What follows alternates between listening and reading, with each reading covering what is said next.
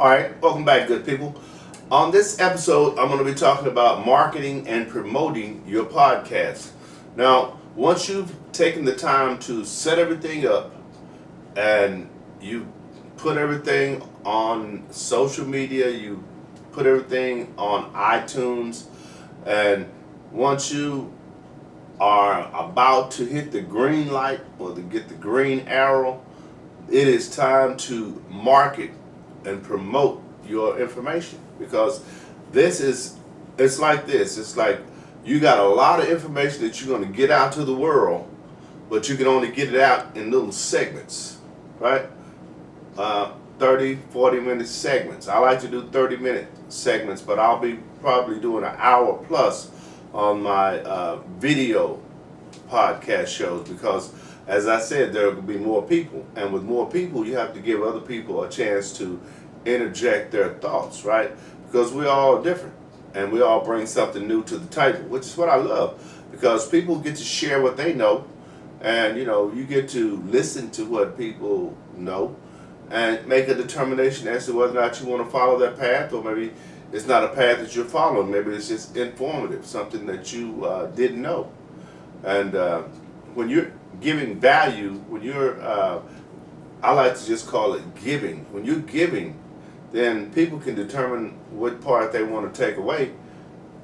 The only thing that they are not doing is they're not getting the benefit of that information.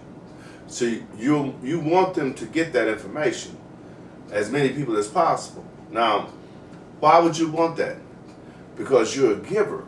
You love to gain information, and once you gain that information, you want to share that information with an audience that you create. And you are the one that's creating this audience, because this audience doesn't exist before you set up your system.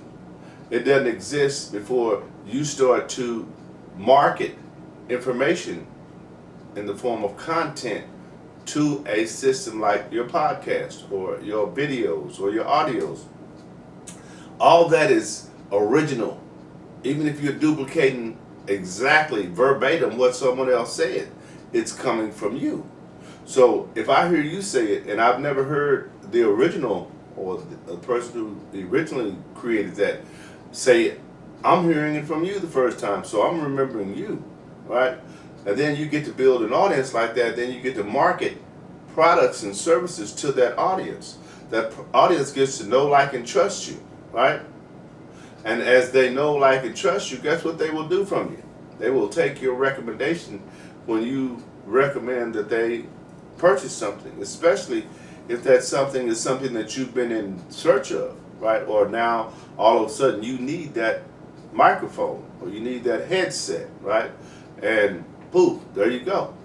So to build a listening audience, I'm going to give you a few tips, I guess we'll say, that will help you with that initial process. Because see, it's once you set everything up, you just inserting yourself and your team, if you have a team, on a weekly basis, and the audience will start to build, because more and more people will start to hear you or see you. And how will that work? Because you are promoting that, you are marketing that. One of the things you want to make certain of is that you have your keywords in order. You do your due diligence to find out what the keywords are that are in line with this certain topic that you're talking about. And then you have a description, right? The title, the description, and the tags are three things that you want to make certain are optimized every episode you create, or every video you create, or every audio you create. You want to make certain that those get the biggest bang for their bucks, because the search engines are searching those, right? So you want them to be able to find those three things. Another thing you could do would be press releases, or make sure you're interacting on social media the way you should. And you can check those, right? As you can look at the likes, the comments, the You can look at the analytics of your YouTube page as you're creating videos, like I have to do. I like to do that every week, right? Because I create videos every week. So it's important that I know that, because I can make some adjustments when I see strength or weakness, right? Or sometimes it just teaches me something I didn't know. Because you have to understand that's the technical part like that, or the back room part like that, is not really something I should be doing, because I'm the host, right? So someone else should have that skill or that job, if you will, right? Because it takes up too much of my time to create what I create. So I should, unless I'm starting out, I shouldn't have to do everything. But starting out, guess what? You will have to do everything, which is why I know how to do those things. It's just that at some point you don't have to do those anymore. You can outsource that, right? Okay, I'm going to give you a quick list of some popular places you can host your podcast once you create it and you're ready to, well, actually you've launched it. Now you need to market it. One of those places would be Overcast. These are podcatchers, which means once you create your podcast, they catch your podcast and then they will send it out or allow other people to access it whenever someone looking for a podcast show, right? Based on the title, description, tags, and other things, right? But those things are major. Don't neglect those. Don't shortchange those. Another is Stitcher. Now, I too am on all these podcatchers. So you'll find, if you search Speak with Larry, boom, I'll come up.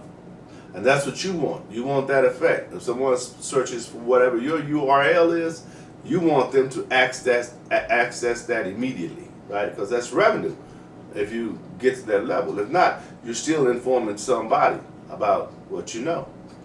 Another, Podcast Addict, ADDICT. Podcast Subreddit, SUBREDDIT. These are places where once everything is kind of sealed up, you just go and give it to them, go and give it to them, go and give it to them, and they'll hold it until someone's ready to access it. They won't charge you anything. You just have to register, submit your RSS feed, and boom, magic, you're there. Another, which is TuneIn. Then you have Castro, Podcast Republic, Downcast, and there's many, many more, because I'm a member of many, many more, and I send mine out to all those. So that's what you want to do. You want to make sure that when you get everything like you want it, you just come to the set, shoot the set, upload the information, and you're there. It's a process. Boom, boom, boom, boom. And when you get it like that, it's not hard. But if you have to keep rearranging or keep redoing things every time you come to the set, that's not good. That's not good. You don't want it like that. So work on that, and I'll see you guys on the next video.